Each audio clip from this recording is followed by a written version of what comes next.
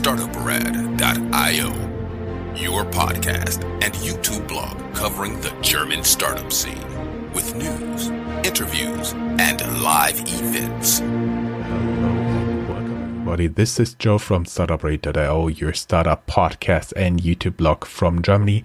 Today bringing you another interview in our media partnership with the Content Shift Accelerator Program, which is the accelerator program of the German Association of Book Printers and Book Publishers.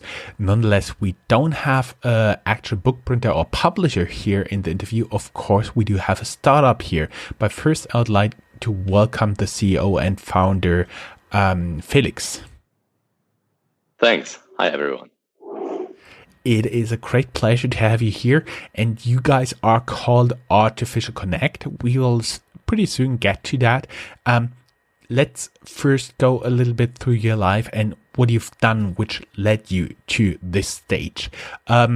Actually, funny thing is you are from Hannover. Yes, there's a Hannover in Germany for all the Americans out there. And yes, it's a very nice place. I've been living there for project quite some time, and I'm pretty familiar with the area around Maschsee. For everybody who knows a little bit German, the official German language, like without any dialect, was at one point decided to be the Hannover dialect. So you speak proper High German, right? Yeah, I hope so, but I'm not really sure if I can transfer that to English. So the English listeners would not hear it, but yeah, everybody says so, that we might speak very clear German, accent-free. Good place to start if you want to study German.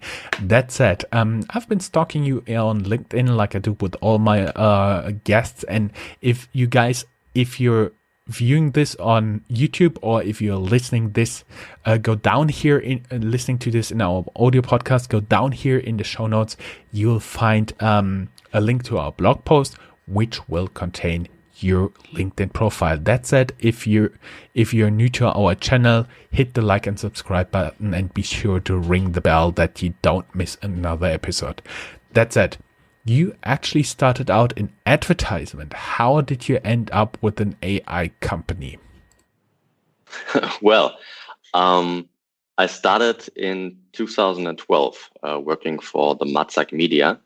That's a company, quite a big company, based in Hannover with subsidiaries in a lot of cities. It's a media company, formerly a newspaper company. But after that, they went into a lot of other companies and industries. And I did a corporate study program there. In Germany, it is quite well known, I think, for the listeners outside of Germany or outside of Europe.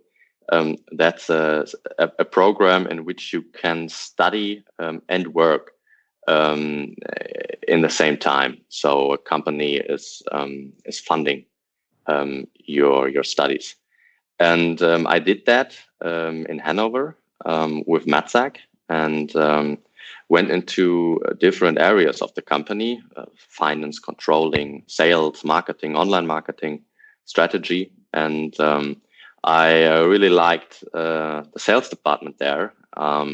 Because of several reasons, because of the strong focus on national customers, on digital sales, on online marketing. And there were several digitization projects ahead that I was able to participate in. So I worked after this 3-year program that I worked on from 2012 to 2015. I worked for about 1 year in the national key account management with big customers from different industries of Germany. And from that on, I went into some other departments of Matzak that included especially the strategy department, where I got into contact with a lot of data projects. Since I studied economics in my bachelor's degree, that was to some degree quite new, especially on the operational side. I was able to learn a lot during this project, and Then another project occurred at the interception of sales and digitization, especially if it comes to intelligence systems that might predict which customer you should call at which time with which product. So that is how I got into more and more contact with data and sales. And I did that until 2018. So that have been my MatSac years. We may add, for everybody who's not familiar with the integrated studies, as it's sometimes called, basically, it's you go to college during semester, and during your time off, when you don't have classes, you actually work, and during the whole time you get the same salary. It's very interesting concept here in Germany. So you have been working in a company where you also studied, and then you got in touch with more and more data science in relation to sales. What did it do with you? What did you learn from there? I learned a lot about the data structure, about how you can handle big volumes of data. And I got an understanding, not a deep understanding, because I wasn't able to program, to develop on my own. But I got an understanding on how data infrastructure works, and on how software-based products are functioning at its core. And since I wasn't able to understand it, I didn't know about any program, any coding, any programming languages. I decided to learn that, and then I started learning Python, especially for data science. That sounds like a really, really busy time. Well, I started learning Python, and I started to understand the syntax and the idea of Python as an object-oriented programming language. But that was only the one side. The other side was all the statistical background that I needed to get into more data science. And then I decided to take part at a boot camp based in Hamburg. It's called Neue Fische. I think boot camps like that are accessible all over the world so far, or by now. And in this boot camp, I spent 3 months on developing basic data science skills. We had a very high skilled coach. His name is Matthias, and Matthias worked as a chief data scientist before. He worked at Zalando, at the Zalando EdTech Lab. He is a practitioner through and through. He once studied mathematics, and then did his PhD in applied mathematics, and then worked for several years at a young company, which they later sold to Zalando. And he always worked in the data department, and the data science, handled data science tasks.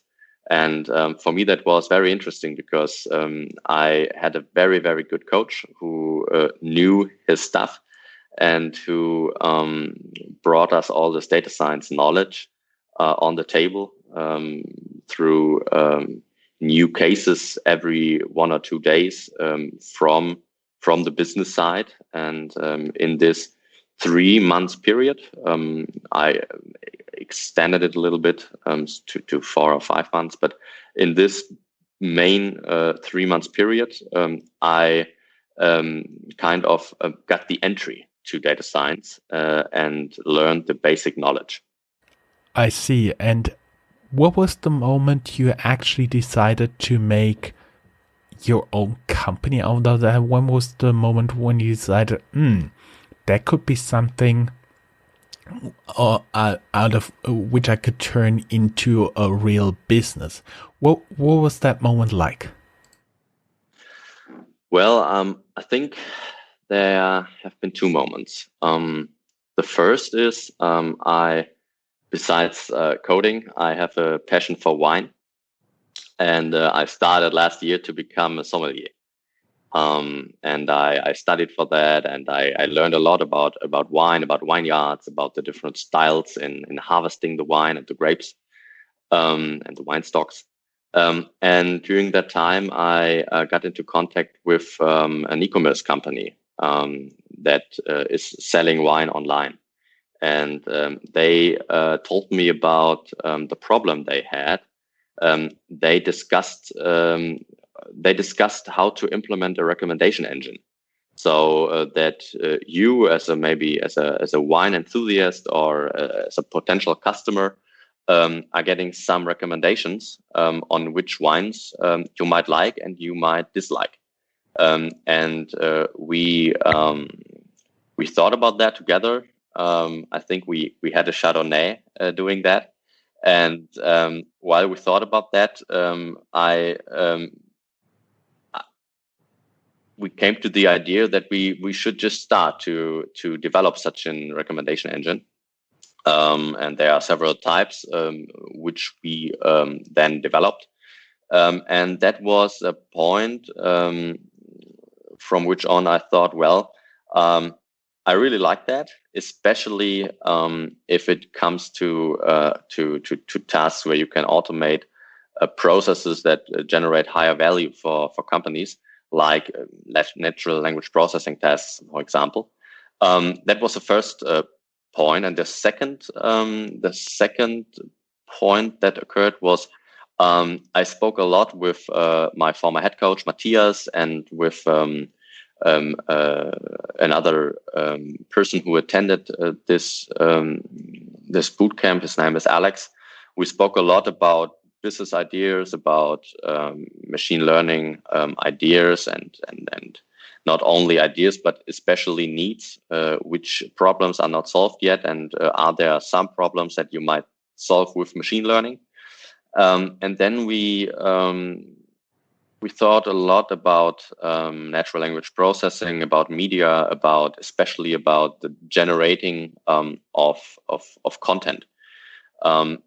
And that was a point where we thought, well, let's give it a try. And how did you end up from the very fun area of recommending wine to doing like something like automated, very localized event announcements?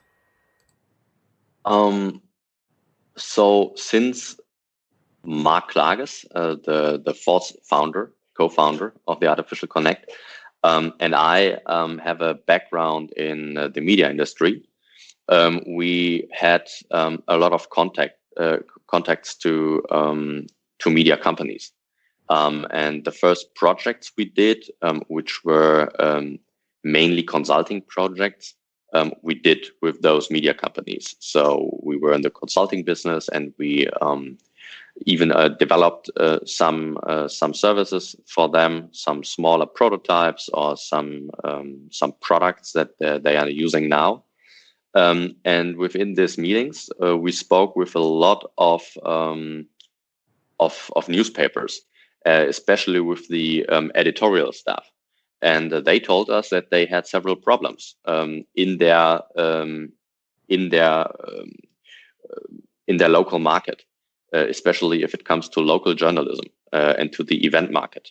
And the first time we heard that, we thought, well, that's interesting. And then I think we went on with our other projects. And the second time we heard another customer telling us about the same problem, we got more and more interested in that. And then we asked a lot of media companies in Germany what they are thinking about this specific problem. And if we would solve that problem, would that provide a high value if we would develop an automated solution for this specific task? So most of the directors and so on we spoke to, they said that it really would be a great value for them. And then we looked at on the business side, on the financials, and after a while, we decided to go into that market, the market for structured text generation, where we are building a machine learning product that is able to automatically generate content based on just a few input words or input sentences that you are giving the product. Basically, you had the rough idea of a recommendation engine, which turned into, from a wine, very fun, a recommendation into an also fun, like very localized event recommendation. Is that about true? I think that's one side of it, but it's only the tip of the iceberg. The main problem we would like to solve is if you're looking at the local market in every city, in every country, in a time in which you are not speaking about Corona, in a time where everybody can enjoy themselves and go out and have fun. We are seeing a lot of events, especially in the local market. Events that you have to pay for to go there, or events that are free, that do not have a price to enter. And this event market, there are a lot of players included actually. We are separating that event market into a short tail and into a long tail. In the short tail, we would assume that there are events like very big concerts or smaller concerts, but events that are quite well known, events that you have to pay for in general, and events that are covered by a lot of ticketing companies. And then we have the long tail. And in the long tail, there are also events that you have to pay for to go there. But there are also events that you do not have to pay for, that are part of the cultural life. And this long tail event market is very fragmented. It consists out of a lot of players within this market. And there's no player that covers all the events. And one problem that all the publishers that we worked with together had was first to generate all the event information about all the events that are going on in their local neighborhood. And second, to write articles about that specific event, about all these events. An example from my hometown, from Hannover, is there are between 40 to 60,000 events each year. And the only source where you can really find all of those events in some kind of open source is the newspaper. But the newspaper is not writing an article for every event, maybe only for 5 to 10%, and that's very cost intense. And what we are developing is a service which generates automatically event announcements. So a service that first gathers all the event information and then takes, for example, the title, the place, the price, the host, and so on, uses this information, categorizes it, classifies it, and then generates articles out of it that you can publish in a print medium or online to generate more visits and to provide a better customer experience for example, for your fans or for your listeners or your readers.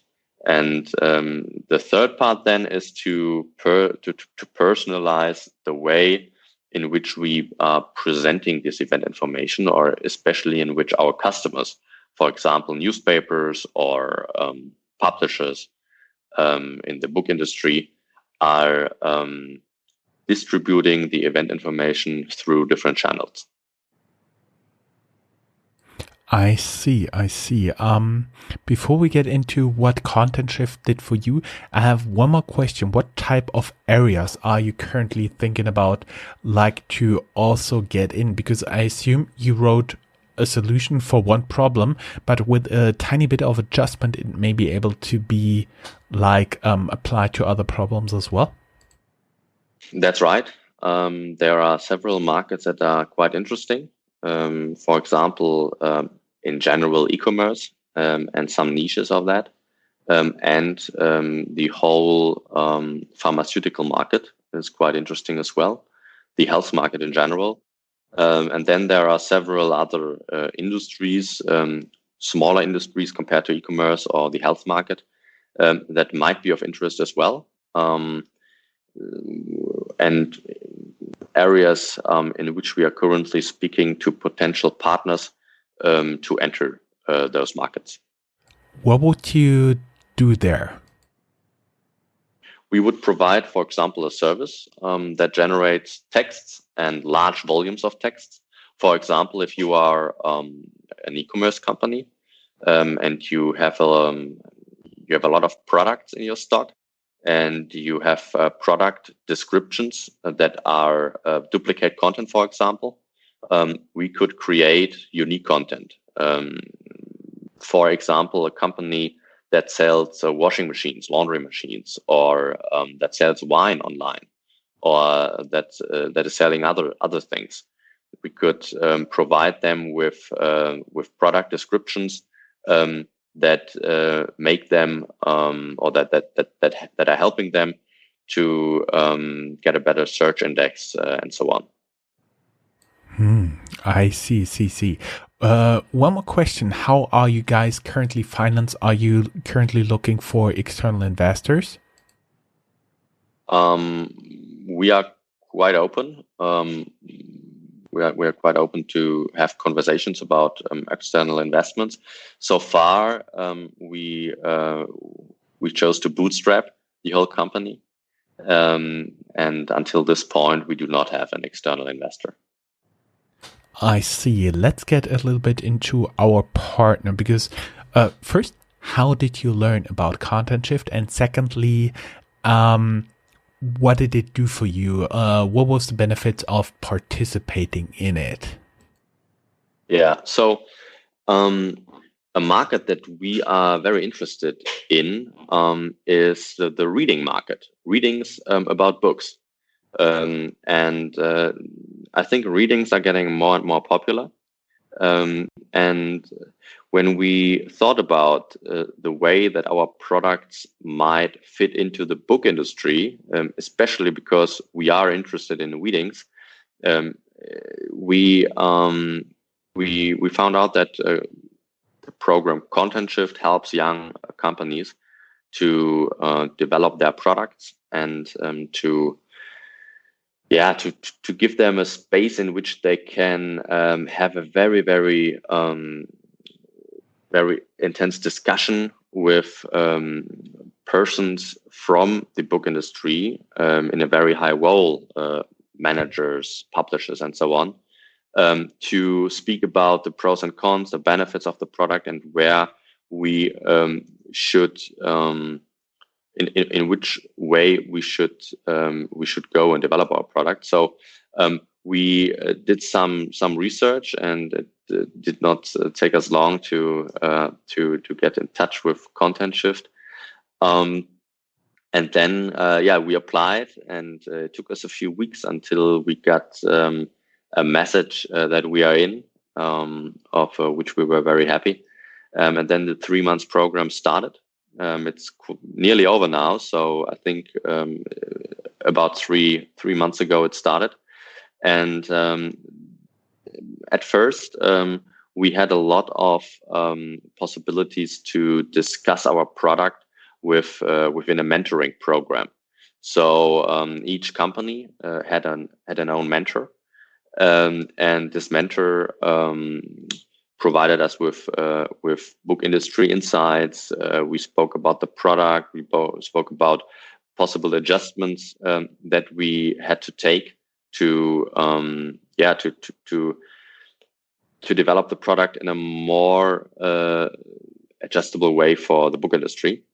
And then we had several meetings and workshops in which we presented the, at this point, current state of the product development and the next milestones we would like to reach by October and by the end of the year. And we got a lot of very good input there from the people, from the managers gathered inside Content Shift. So it was more the network, the feedback, that you actually could approach the people in the book and publishing industry. That was the main benefit for you guys, right? That is the main benefit for us. And I think so far the program is not yet finished, but so far it for us was a big success, because we learned a lot about how to really adjust the product and to reach a good market fit. I see. And we're recording this actually knowing you are a finalist, but we're not sure if you guys have won. But it will be published afterwards. So if you go down here in the show notes, you'll most likely see our link to the winner. Only thing left for me to say is best of luck. Hope to talk to you soon again. Thanks a lot. That's all, folks. Find more news, streams, events, and interviews at www.startuprad.io. Remember, sharing is caring.